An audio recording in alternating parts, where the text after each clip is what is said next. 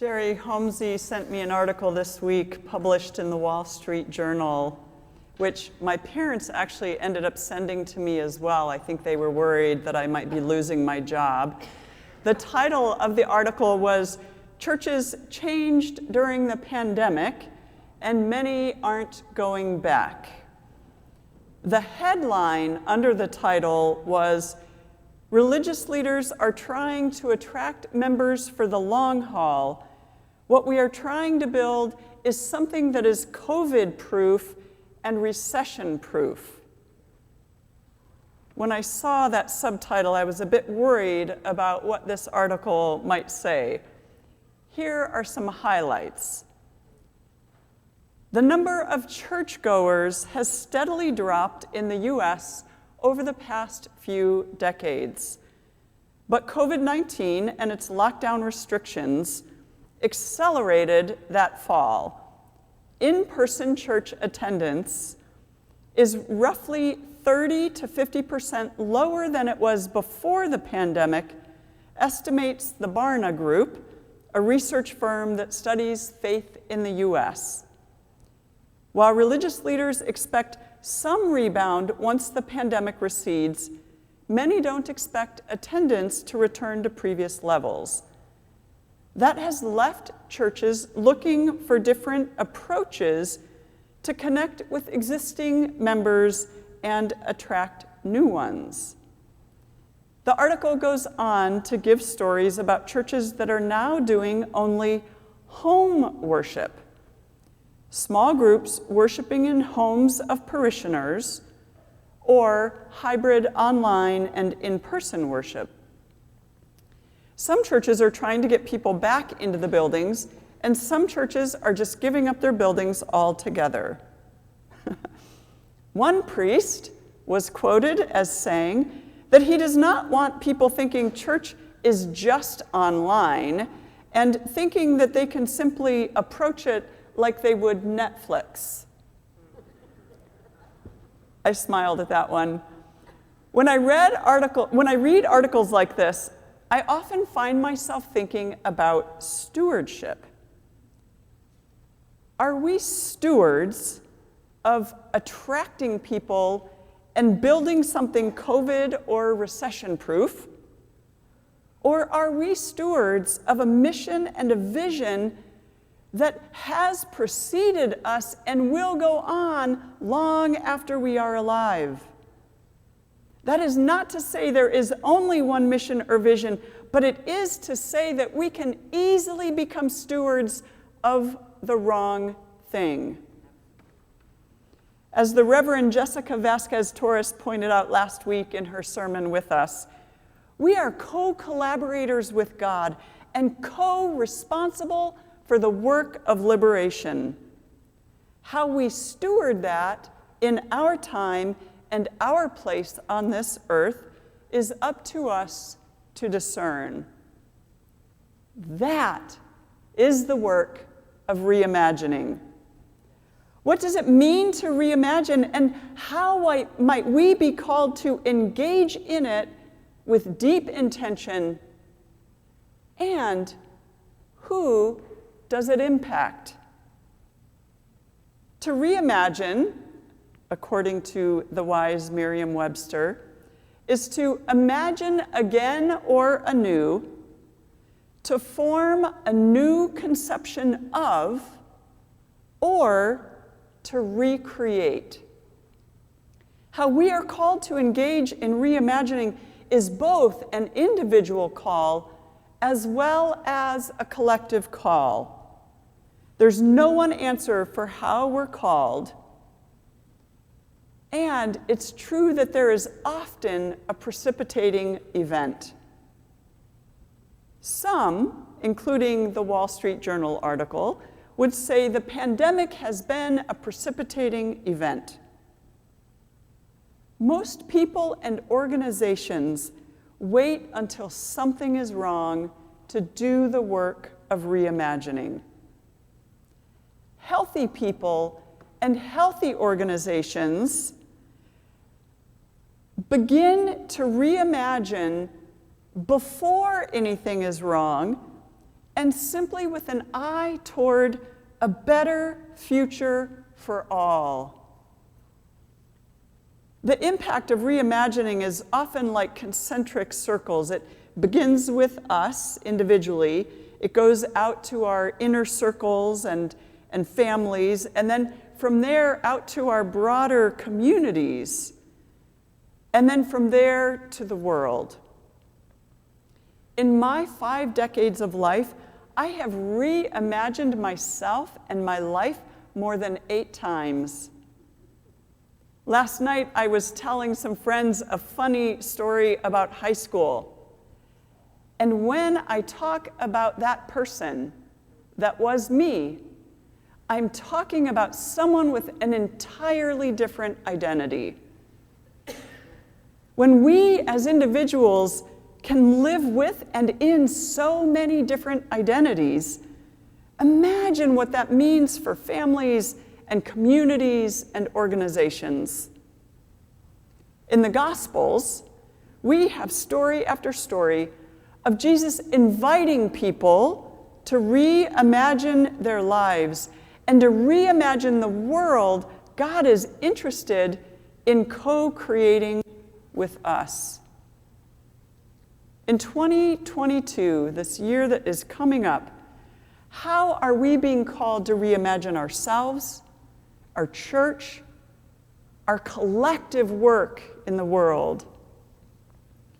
The story of the ill man in the Gospel of John has many layers, but one of the layers is his inability to reimagine his life and to even answer Jesus' question about whether or not he wants to be made well. Use your imagination for a minute and imagine being ill for 38 years and having to beg for everything that you have. And then imagine that within your eyesight, maybe 20 feet or 30 feet from you, you can see it, you can smell it on certain days. Imagine knowing that right there is where your healing can happen. But you're unable to get there. And because you can't imagine how you can get there, you simply accept that there is no way you can change your life. This man watched other people being healed every day and still could not facilitate his own healing. The story says that there were so many people who were ill and paralyzed and blind and lame that just filled up those 5 porches. For some reason, Jesus saw this man and knew that he had already been there for a long time. So Jesus went up to him and said, "Do you want to be made well? Do you want to get better?" Isn't this question from Jesus another way of saying, can you imagine an entirely different life for yourself? The man's response illustrates his lack of imagination. He tells Jesus that he doesn't have anyone to put him in the pool when it gets stirred up, which is when the healing occurs. And that, in fact, other people get there in front of him. When my friend Dr. Alan Hilton was reflecting on this text recently, he pointed out that the man was unable to look forward and could only look backward. He never said to Jesus that he wanted to be made well. He simply gave the reasons for why he was not well. The end of the story is a bit odd. Some of us might think a bit troubling, because Jesus doesn't wait for an answer to his question. He simply tells the man to pick up his mat and walk and leave the place. And the man does. And just like that, his life is completely changed. Since that is the story of an individual life, let's begin there. What is not working well for you in your life?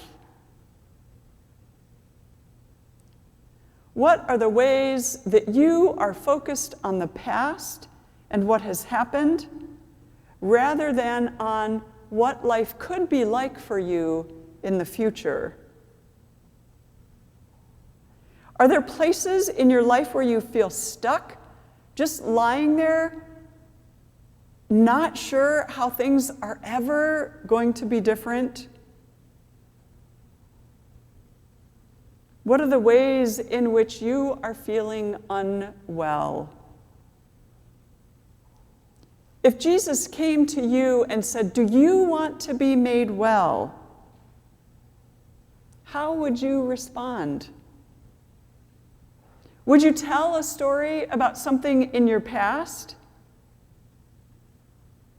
Would you give the reasons why things won't change for you? Or would you give a yes or a no or a maybe or it depends? Those of us that like to hedge our bets might say it depends. There's not a single person in this room who hasn't felt stuck or unwell at some point in our lives. No one experiences forward motion or progress or synchronicity or flow all of the time. We all experience major life transitions, and that means we all sometimes feel stuck. We have transitions from graduation to falling in love to sometimes getting married or partnering, sometimes having or adopting kids. Might mean coming out or getting divorced or transitioning, getting fired or laid off, or being diagnosed with a serious illness. In every transition that happens to us, sometimes by choice and sometimes by force, we are invited to reimagine our lives and who we are. Sometimes we dive into the reimagining, and sometimes we just leave it be.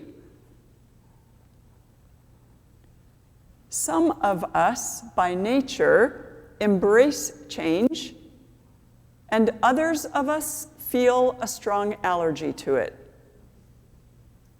Some of us naturally take charge of our lives, and some of us tend toward letting others be in charge of our lives.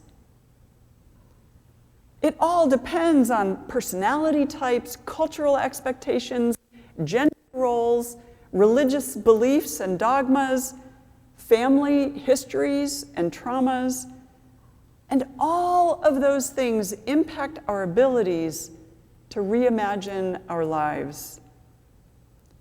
You would think it would be a simple thing for us as individuals to just reimagine our own lives, and yet there is nothing simple about it.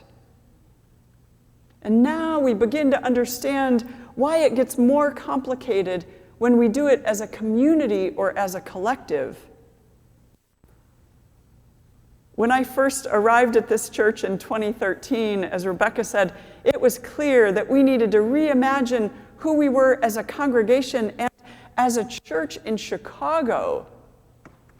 And you spoke to that, so I'm not going to, but suffice it to say, at the end of the process, the future we imagined was staying here, renewing our relationship with the shelter and with the neighbors around us with whom we had been in conflict. And then we created what we called our Compassion Project, which has resulted in a lot of wild and fun ideas and programs. We're at a point where once again we are reimagining how we want to be church, not because of the pandemic, but because we have shifted in our self-understanding and identity in the past 6 years. In the year after I arrived here, one of the houses on this row went up for sale. I called Barb, who was part of the visioning team, and I told her I wanted to see the house and I wanted her to come with me. She wasn't quite sure what I was up to, but she was game, and so we met the realtor at the house. We toured this house and tried to imagine what it would be like if we bought it and turned ourselves into a house church. We sat in the kitchen, which was beautiful, by the way, with an enormous built-in kitchen table, bigger than this table. And we sat there and wondered what it would be like to have all of our team meetings sitting around a kitchen table with food. We went to the huge finished basement and wondered what it would be like to host our studies and our workshops and even social evenings in this place that felt so homey. Well, as you might have guessed, we did not, as a congregation, choose to be a house church in that moment. Was it a wild idea? Yes. Was it way too expensive? Yes. Was it wasted time? No. Every time we engage in reimagining who we are as a church, it also leads to some clarity about who we are not. The pandemic has shown us things we hadn't seen before, and it has also shown us things we knew and are now deepened for us. For example, we know that hospitality and welcome is not just important to us, but it is a part of our identity. While churches across Chicago were closing their buildings to everyone, we opened our building to a person seeking asylum and to shelter guests who otherwise would have been on the streets due to the social distancing requirements downstairs. Both were the first users of our newly remodeled kitchen and bathrooms. We saw once again how important it is to us to offer hospitality and welcome, even if it might mean risk to us. We had not realized before the pandemic that we could have attenders or even members that lived in other states. That realization came about because of the pandemic. We've also seen during this time how strong our community bonds are and how flexible and adaptable we can be about how we spend time together and support one another and others. It is from this place of strength and abundance and gratitude that we are invited to reimagine who we are as a part of stewardship. Rather than continue as we have in the past or live back there in some way, this involves a process of self-reflection, of considering our financial stewardship, which includes our building and the ways we use it and care for it, and of considering what we are passionate about and what we feel called to in this city and in the world. One of the issues for us as a congregation is how we fit into this Lincoln Park neighborhood, which is now primarily white and wealthy, though it hasn't always been. How do we belong here? And what is our ministry here? We're committed as a congregation to desegregation in all forms, including in church. We want to be a multicultural, a multiracial, a multi-religious and spiritual congregation. While attending a workshop on multicultural church with Dr. Jackie Lewis, I raised the question with her of how to become more multicultural when located in a white neighborhood. She spoke directly to the difficulty of that and the unlikelihood that it would happen unless we have individual members inviting individuals to come. We also, as a church, have a desire to be a community center that serves the community. And yet, in some ways, our building is not well designed for that purpose.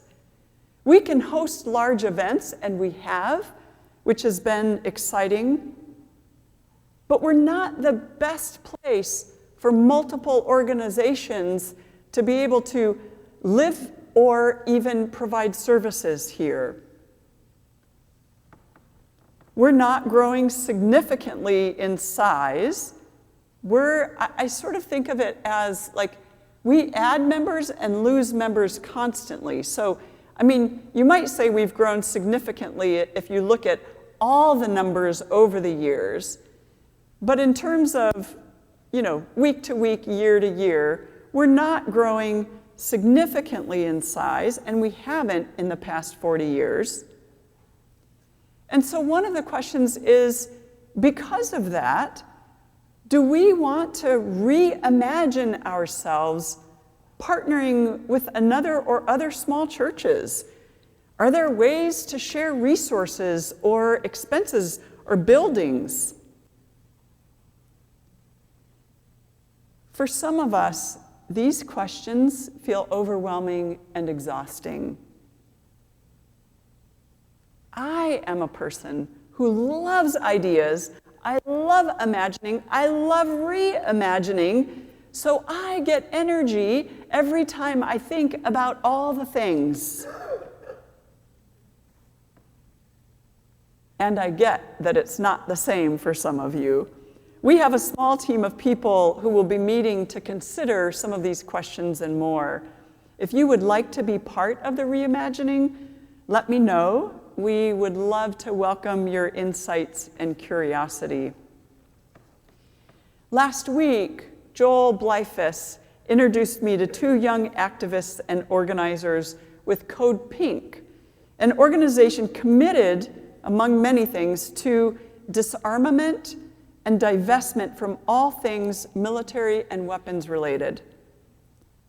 On the ground here in Chicago, they are working with a coalition to try to get Boeing to move out of the city because of the war missiles it continues to build and profit from and send across the world. Talk about David taking on Goliath.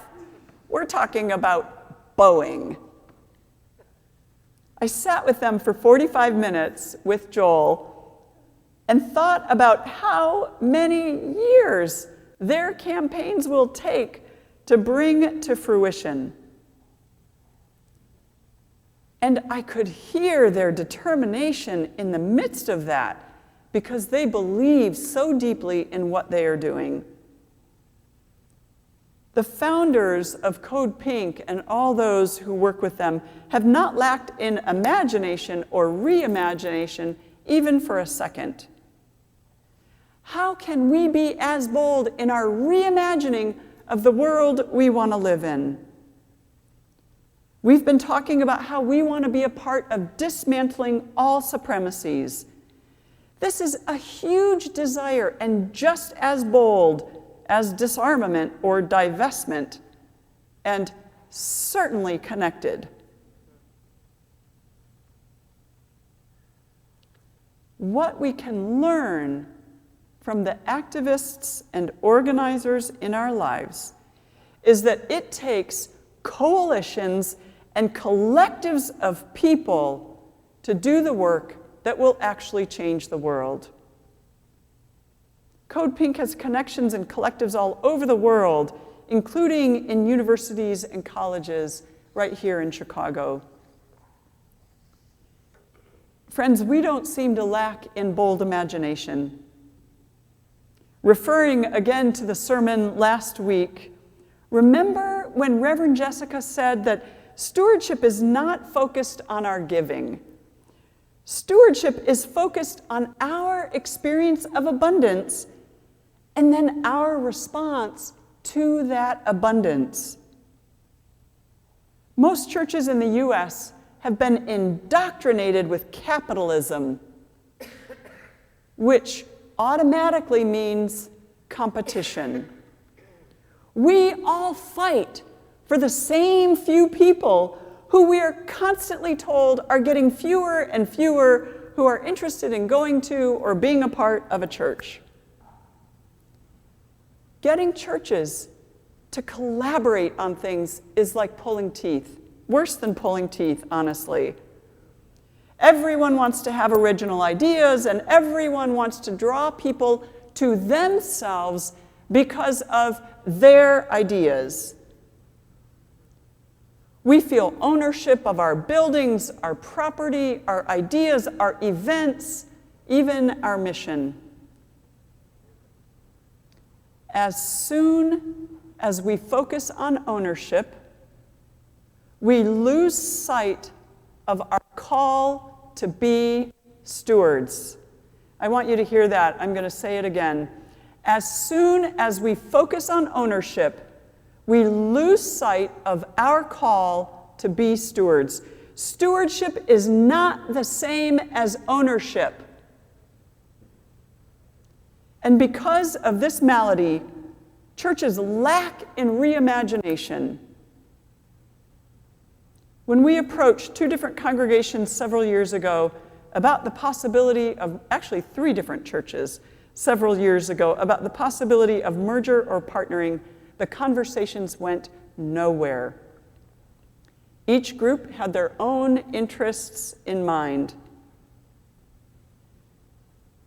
Until the church, including us, changes that mindset and learns to do collective and collaborative organizing and resource sharing, we will lack in what it takes to not just reimagine something, but to bring it to fruition.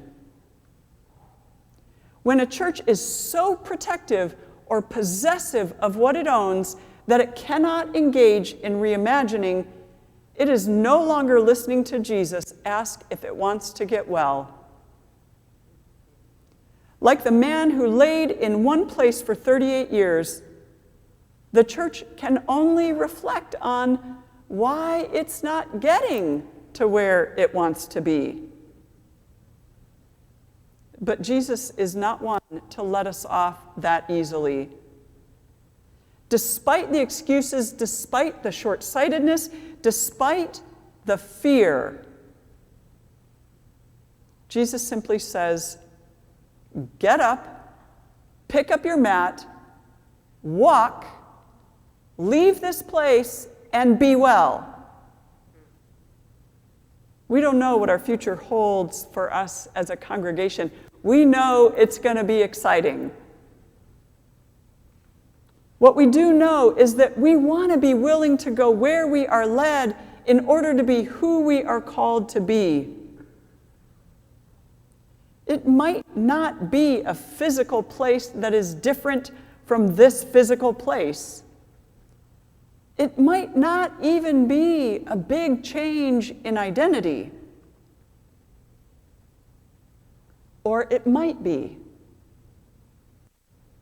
Whatever it is, it simply requires our doing it, our actually picking up the mat and walking. That's how it happens. Amen.